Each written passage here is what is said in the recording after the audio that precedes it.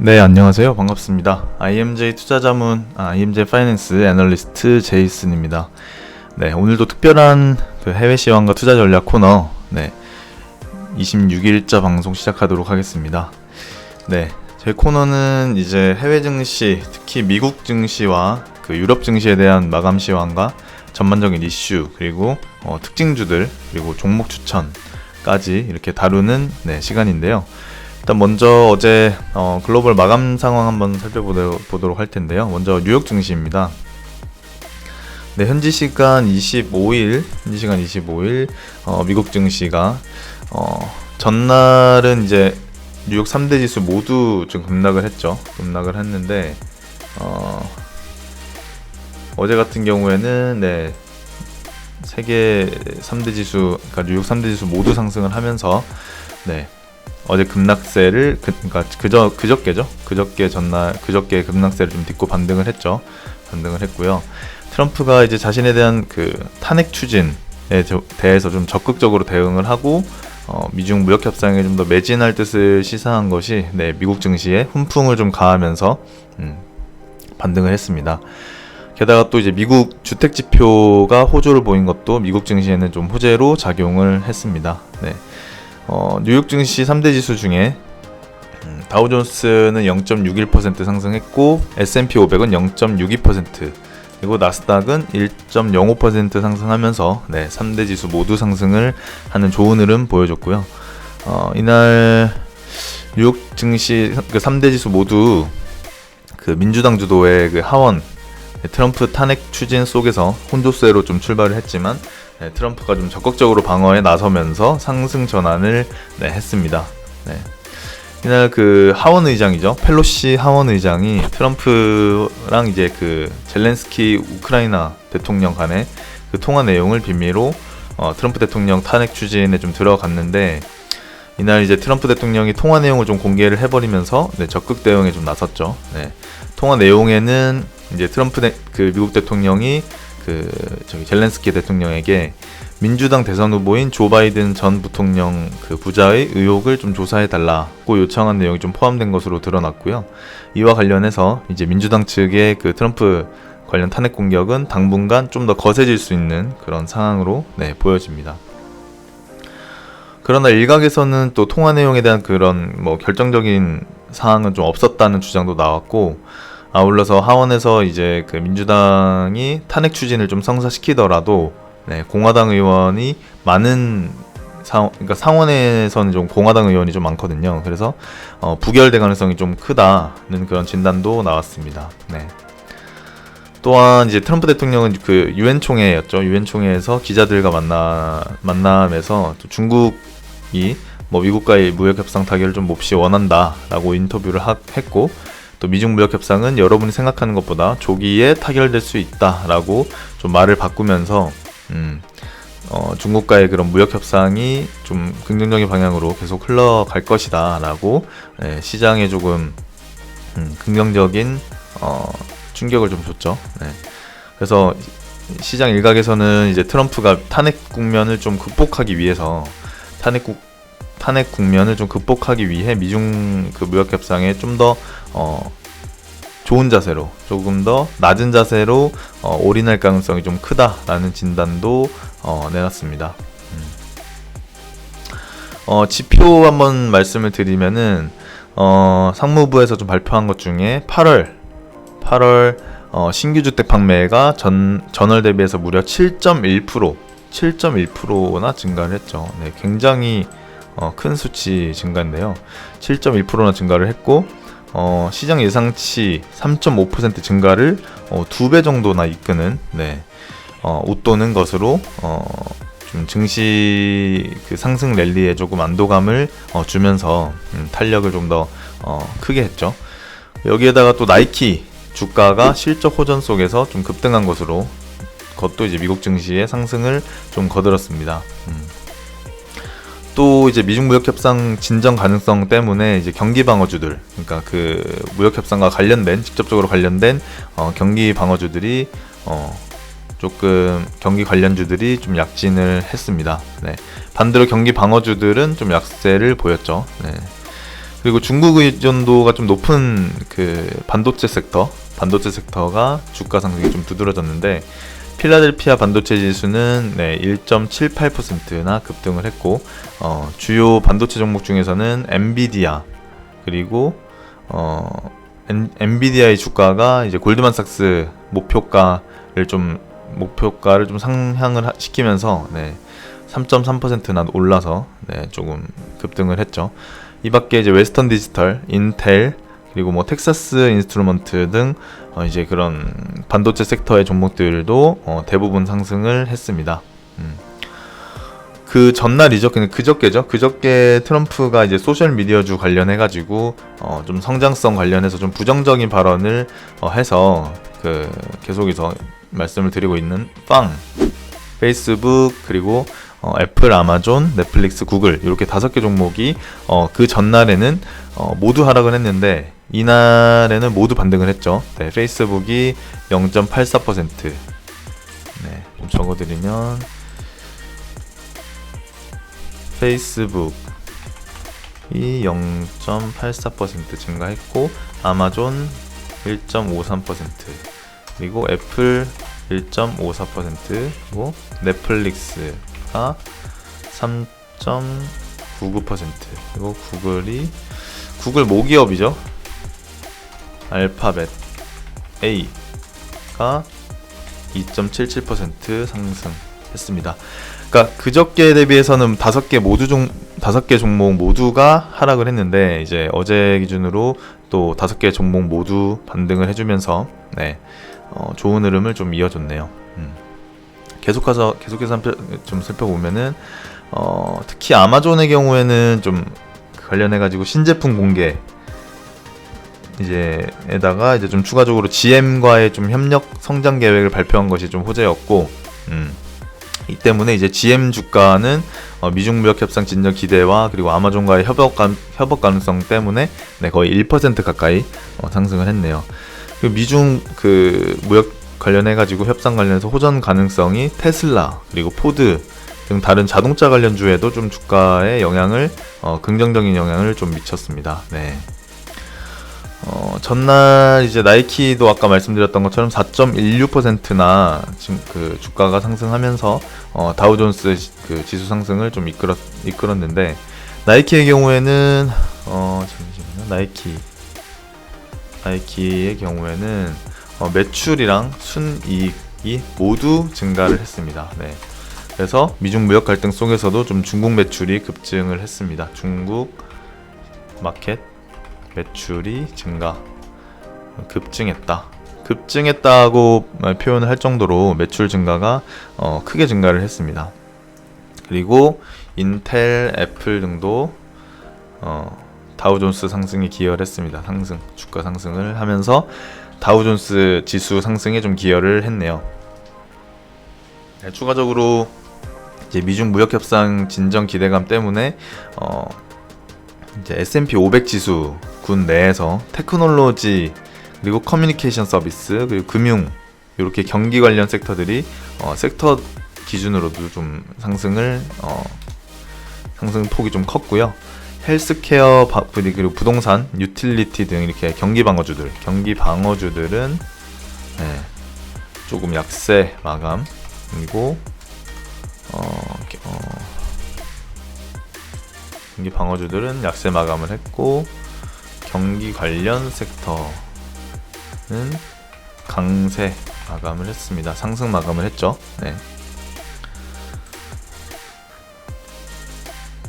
이렇게 한번 전체적인 시황을 요약을 해드렸고, 경제 지표도 어제 나왔던 경제 지표들도 좀 잠깐 짚어드렸는데, 어제는 제가 디즈니를 말씀을 드렸죠. 어제는 디즈니 종목 추천해드리면서 디즈니 관련해가지고 좀 특징적인거나 주가 흐름이나 이런 걸 좀 짚어드렸는데, 궁금하신 분들께서는 어제자 영상만 보시면은 디즈니 관련해서 조금 추천 이유나 그런 걸 특징적인 걸 말씀을 드렸기 때문에 한번 보시면 좋을 것 같고요.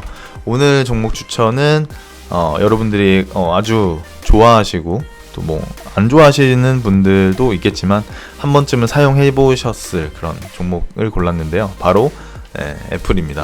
네. 일단은 뭐 그 미국 주식에 관련해 가지고 제가 계속해서 말씀드리는 게 그 미국 주식 투자가 좀 해보고 싶긴 한데 아직은 좀 어렵고 좀 두렵게 느껴지시는 분들이 좀 많으실 텐데요. 일단 한번 따라해 보시면은 그 답을 좀 찾을 수 있을 겁니다. 네, 하루 한 종목씩 이제 미국 주식에 투자하는, 그리고 가장 쉽고 재밌는 방법을 계속 알아보는 그런 시간을 좀 가지고 있는데요. 오늘은 좀 핫 이슈죠, 핫 종목이죠. 그러니까 애플에 대해서 조금 짚어보도록 하겠습니다. 여러분들이 많이 아시고 쓰시고 계시는 기업이죠. 기업의 시작은 1976년이었죠. 1976년이었고 스티브 잡스가 거러지, 그러니까 창고에서 그 이제 기업을 애플에 시작을 했고, 이제 대학 중퇴를 하면서 이 기업이죠. 그러니까 그리고 그 제품 개발에 조금 몰두를 했는데, 실제로 보면은 이제 현재 시가총액 기준으로 이제 2위고요. 2위 기업이고 1위는 어떤 기업인가요? 1위는 마이크로소프트예요. 1위는 마이크로소프트고요. 1위는 마이크로소프트고, 그리고 이게 지금 작년 6월이었나요? 그때 기준으로 1위 자리를 애플이 내준 걸로 알고 있고, 그 이후로는 계속 그 마이크로소프트가 1위를 하고 있는 걸로 알고 있고요. 모바일 PC 그리고 태블릿에서 하드웨어, 소프트웨어 이렇게 두 개 분야 모두 다 하고 있고, 회사 이름에 이제 회사 이름이 변경된 그런 역사를 좀 보면은 애플 컴퓨터 컴퍼니, 그리고 해서 애플 컴퓨터, 그리고 애플로 마지막으로 이렇게 변화를 했죠. 그 당시에 이제 그 아이폰 시리즈를 내면서 마지막으로 그 당시에 스티브 잡스가 이제 주목할 분야는 컴퓨터가 아니라 좀 스마트 기기다 라고 이제 얘기를 하면서 애플로 사명을 최종적으로 바꾸게 됐습니다. 그리고 매킨토시 그 PC의 경우에 여전히 시장에서 좀 핫 아이템이죠. 그만큼 이제 사용자들은 애플 한번 사용했던 그런 사용자 유저들은 광분해서 좀 쓰는 것이 애플의 파워가 아닌가 좀 싶습니다. 사실 이제 뭐 쓰시는 분들은 아시겠지만 애플에 한번 좀 빠지면은 특히 아이폰 그리고 그 맥 프로인가요? 맥 프로에 한번 빠지면 계속 그것만 쓰게 된다고 하더라고요. 저는 이제 갤럭시 뭐 이런 데서 해도 될지 모르겠지만 갤럭시만 썼거든요. 왜냐면 애플을 좀 한번 친구들 거나 아니면은 이제 주변 지인들 거 한번 이렇게 그 사용 환경을 좀 보려고 한번 만져봤는데 조금 저한테는 좀 불편하더라고요. 그러니까 그게 뭐 익숙해지면 훨씬 편하다라고 말씀은 하시는데, 제가 뭐 쓰던 걸 계속 쓰는 걸 좋아하는 타입이기도 하고, 그래서 이제 계속 갤럭시가 삼성폰만 쓰고 있는데, 어쨌든 그 아이폰이나 이제 애플 제품을 한번 쓰셨던 분들은 계속해서 이제 그거를 계속 놓지 못하시더라고요. 그래서 주변 분들 중에서 이제 특히 젊은 층은 아이폰 유저들이 좀 많죠. 그만큼 이제 애플 제품에 빠지면 나오기 힘들다는 것이 그런 애플의 파워를 반증하는 그런 요소로 좀 볼 수 있겠고요. 좀 더 자세히 한번 살펴보면은 애플의 경우에는 이제 점점 더 하드웨어에서 나오는, 그러니까 하드웨어라고 하면은 이제 제품이죠. 실물, 뭐 아이폰 그리고 뭐 맥 프로, 태블릿, 뭐 이런 태블릿 PC 같은 그런 하드웨어에서 매출은 감소를 계속 하고 있는 추세고, 이제 반대로 이제 서비스 분야에서는 매출이 계속해서 증가를 하고 있습니다. 즉 이제 전체적인 매출은 좀 감소를 하고 있다고 말씀을 드릴 수 있는데, 이제 즉 성장주라기보다는 어떤 건가요? 가치주라고 이제 조금 가치주로 넘어갔다라고 좀 보시면 될 것 같습니다. 지금 3분기 연속 매출이 좀 감소하는 모습을 좀 보여주고 있고, 반대로 서비스 분야에 있어서는 두 자릿수 이상 매출이 증가를 하고 있습니다. 기기별로 한번 살펴볼게요. 기기별로 한번 살펴보면은 뚜렷하겠죠. 기기별로 한번 살펴보면은 아이폰 같은 경우에는 12%나 감소를 했고, 네. 그리고 아이패드 같은 경우에는 8% 증가를 했는데, 이게 아이패드가 왜 아이폰은 감소를 했는데 아이패드가 어떻게 증가를 했지? 라고 한번 살펴보면은, 이게 왜냐면 미국이나 이제 유럽 그리고 캐나다 일부 그런 주나 학교에서는 교과서를 또 안 준다고 해요. 요즘에 그런 시대에 맞춰서 교육도 바뀌는 것 같은데, 네, 교과서를 안 주고 교과서 대신에 이제 태블릿 PC를 이제 주고 그걸 교재로 교과서로 좀 활용을 하고 있는 그런 학교들이 좀 늘어나고 있다고 해요. 그래서 그런 보급 관련해 가지고도 이제 아이패드의 그런 매출이 증가세를 조금 보이고 있지 않나, 네, 그런 요인 중에 하나로 좀 살펴볼 수 있을 것 같고, 맥 제품 그런 PC가 11% 정도 매출이 증가를 했고, 서비스 분야에서는 좀 매출 증가가 크죠. 네, 13% 정도 증가를 했고요. 그리고 애플워치 같은 그런 이제 웨어러블 기기, 그리고 홈 이제 어플라이언스, 그리고 뭐 애플 관련해서 TV나 그런 것들이 있죠. 관련된 거. 그리고 액세서리가 48%나 늘어났죠. 네. 그만큼 인기가 좀 많고 신제품들이 좀 나오고 있다는, 네, 사실이겠죠. 그리고 이제 이런 기기들 매출을 통해서 발생하는 그런 서비스 매출이 이런 쪽에 대한 좀 관심이 좀 워낙 커지고 있다는 것에 주목을 해보시면은 좋을 것 같고, 그러니까 뭐 한마디로 매출 전체적인 매출은 조금 감소세가 되고 있지만, 이제 신산업 뭐 아니면 이제 서비스 분야의 매출, 그리고 웨어러블, 홈 이제 어플라이언스, 그리고 액세서리 같은 그런 사업 분야에 대해서 좀 매출 증가세가 좀 두드러지고 있다라고 말씀을 드릴 수 있을 것 같네요. 또 이제 여러분들이 그 많이 아시는 그 투자의 기재죠. 네. 워렌 버핏도, 네, 원래는 애플 투자를 이전에 안 하다가 애플의 투자를 좀 비중이 엄청 크게 하고 있죠, 비중을. 네, 그래서 워렌 버핏이 이제 많은 분들이 전까지 좀 비판을 했던 게 뭐 기술주를 좀 안 가지고 있다. 네, 워렌 버핏이 기술주를 좀 안 가지고 있다라고 좀 약간 그런 부정적인 얘기가 좀 많이 나왔는데, 뭐 2016년부터 해서 애플에 좀 투자를 하게 됩니다. 네, 그래서 지금은 워렌 버핏이 가지고 있는 그 버크셔 해서웨이에서, 네, 가장 많은 비중을 가지고 있는 기업 중에 하나라고 합니다, 애플이. 그때 유명한 말이 좀 있죠. 더 이상 이제 애플은, 예, 기술주가 아니라는 그런 말을 했죠. 이제 그 워렌 버핏이. 그래서 이제 기술주가 아니라 필수 소비재다. 필수 소비재다 라고 또 얘기를 했습니다. 네. 그러니까 그 말인즉슨 기술과 관련된 게 주가 아니라 이제 뭐 전 세계 뭐 엄청 큰 비중의 사람들, 모든 사람들이 사용을 한 번쯤 했을 법한, 그리고 계속해서 사용을 해 나갈 그런 이제 필수 소비재라는 그런 이제 의미가 되겠죠. 그만큼 이제 기술주가 아니라 필수 소비재면 계속해서 사람들이 쓰는 만큼, 네, 뭐 그 고정적인 이제 매출이 계속 일어나고 실적이 오르는 거랑은 조금 상관없이, 오르면 더 좋겠지만 이제 계속해서 그 매출이 일어나기 때문에 좀 안전성에 있어서, 안전적인 부분에 있어서 조금 그런 게 좀 올라갔다. 이제 성장도 하고 있지만 이제 성장성보다는 안정성에 조금 더 비중이 높아졌다라고 볼 수 있다는 거겠죠. 그래서 이제 뭐 결국 애플 생태계에 들어가서 계속 돈을 이제 쓰는 그런 이제 소비 구조 자체에 대해서 좀 긍정적인 평가를 했기 때문에 이제 워렌 버핏이 2016년부터 좀 투자를, 네, 크게 하게 된 거죠.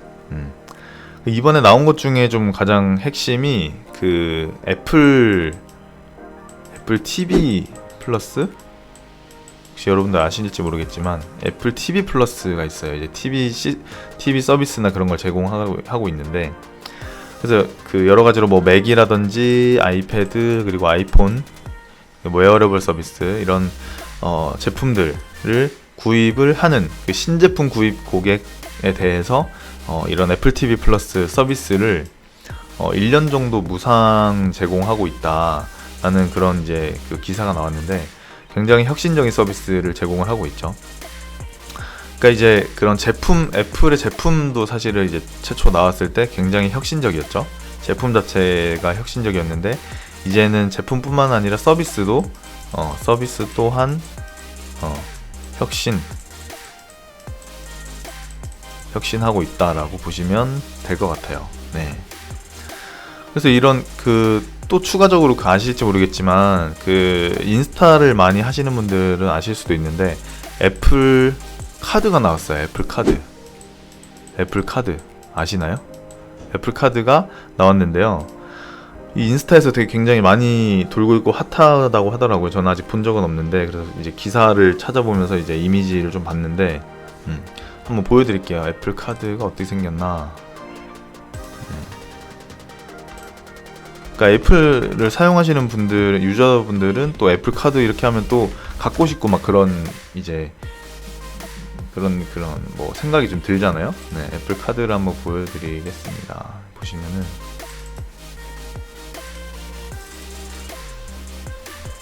네, 이렇게 애플 카드 그러니까 이게 이름인 것 같은데 이름을 이제 쓸 수 있게 새겨질 수 있을 것 같은데요. 굉장히 또 심플하고 예쁘죠.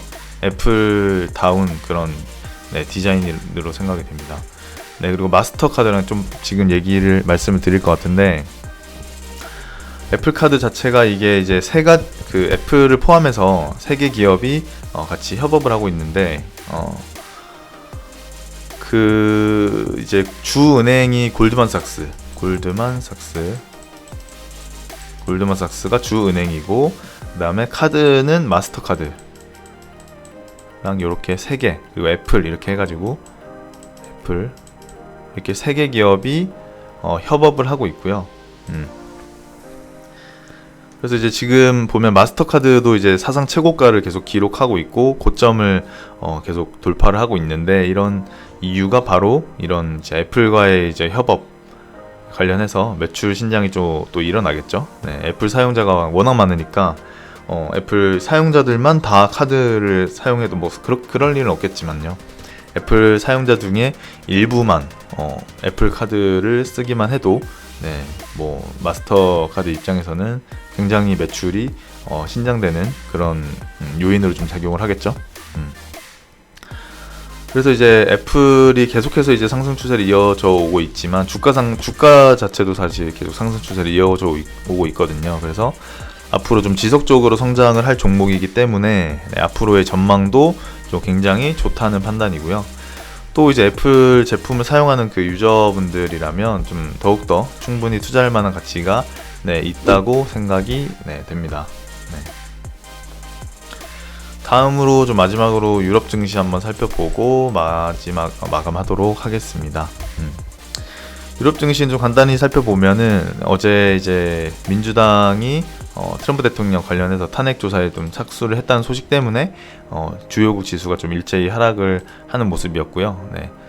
이제 스톡스 600 지수죠. 이제 범유럽 지수인 스톡스 600 지수도 0.58% 하락, 영국도 하락, 그리고 프랑스도 0.79% 거의 1% 가까이 하락을 했고 독일도 0.59% 하락을 한 채 마감을 했네요. 그러니까 전반적인 주요 국가들이 전부 다 하락을 하면서 약세를 이어갔습니다.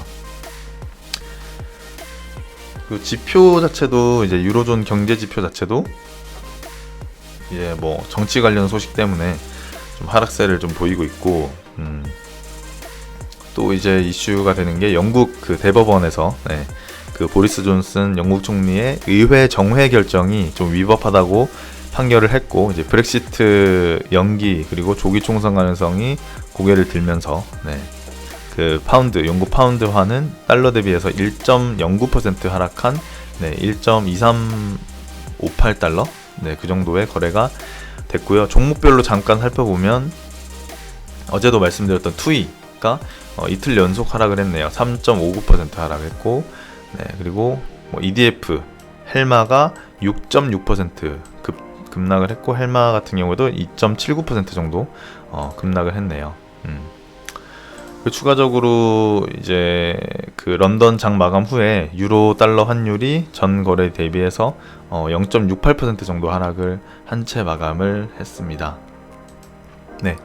이렇게 유럽 그 증시까지 좀 살펴봤고, 오늘은 좀 애플 관련해서 좀 말씀을 좀 많이 드렸는데, 이게 종목 추천 드리면 하나하나 좀 대표적인 기업들 위주로 좀 추천을 해드리려고 하니까 하나하나 이제 다 아는 기업일지라도 이제 좀 뜯어보면은 몰랐던 부분들도 있고, 그리고 투자 가치를 조금 말씀을 드리기 때문에 좀 이 점 유의해가지고 미국 주식에 좀 관심을 가지시고 투자에 참고하시는 그런 전략 짜보시면은 여러분들 수익률에 조금은 도움이 되지 않을까 싶습니다. 네. 저는 오늘 여기까지고요. 방송 마감하고 내일은 좀 더 좋은 정보 그리고 유익한 정보로 다시 찾아뵙도록 하겠습니다. 네. 감사하고요. 오늘 여기까지 마감하고 오늘도 성투하시면 좋을 것 같습니다. 네. 좋은 하루 되시기 바랍니다. 네, 감사합니다.